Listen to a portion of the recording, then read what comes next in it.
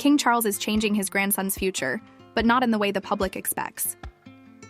With Queen Camilla by his side, Charles has been pulling the strings behind palace doors, orchestrating a future that could leave Prince George with fewer choices than anyone imagined. And his biggest pawn in this game? The Princess of Wales, Catherine. For years, Catherine has been a steady and reliable force within the royal family. A future queen consort, devoted mother, and the epitome of royal grace. She has carefully balanced her duties with her role as a mother, ensuring her children have as normal a childhood as possible despite the pressures of royal life. But what if everything she believes about her children's future is based on carefully curated misinformation? What if Charles has been strategically misleading her, allowing her to think she has control while quietly ensuring that George is being molded into the role of king without an escape route? Charles has long been determined to cement his legacy, and that means securing the monarchy's future through Prince George. It's no secret that the king has a vision, a smaller, more streamlined royal family, with power centralized around the direct heirs. Unlike the expansive royal family of previous generations, Charles wants a monarchy that revolves around a core group: himself, Camilla, William, Catherine, and their children.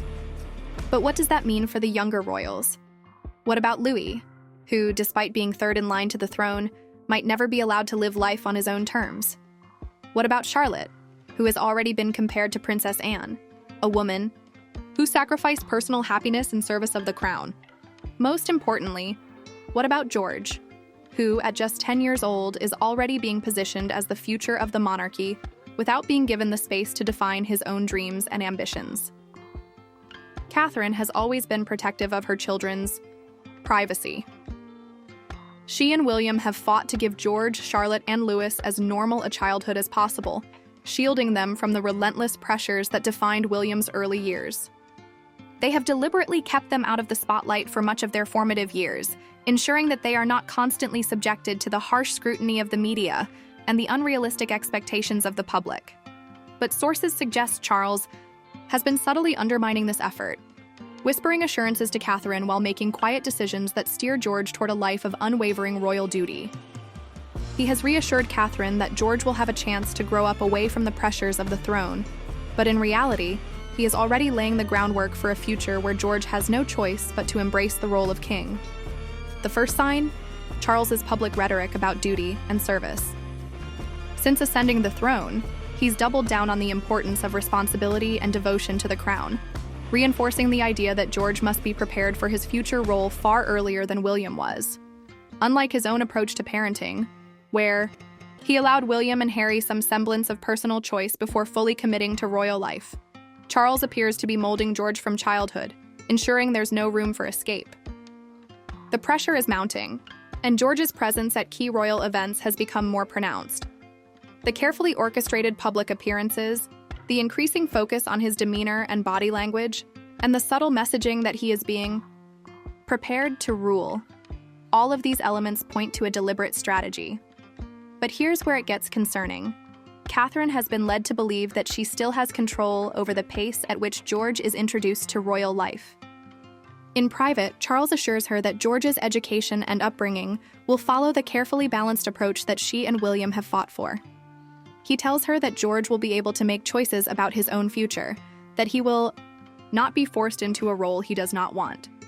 However, behind closed doors, decisions are being made that slowly pull George deeper into royal obligations. The shift is subtle, but undeniable. His increasing presence at high-profile events, his positioning alongside Charles at key moments, and the deliberate way he is being integrated into the public consciousness as a future king. Take his increasing public appearances. At first, George's exposure seemed natural, a young prince making brief, charming appearances at royal events. But in the past year, the frequency of these engagements has increased. He's been positioned in ways that emphasize his role as a future king, from standing prominently at official ceremonies to making carefully orchestrated appearances alongside Charles himself. It's a strategic move, conditioning the public to see him as the next monarch while subtly reinforcing his role to George himself. The more he is seen fulfilling royal duties, the harder it will be for him to imagine a future outside of the institution. Catherine, trusting Charles's assurances, may not fully realize how deeply this conditioning is already setting in. While she believes she's maintaining the balance, the palace machinery is operating behind the scenes to accelerate George's transition into a figure of duty rather than a child exploring his own future. The question is, how long can she remain unaware? And when she finally realizes what is happening, will she have the power to intervene?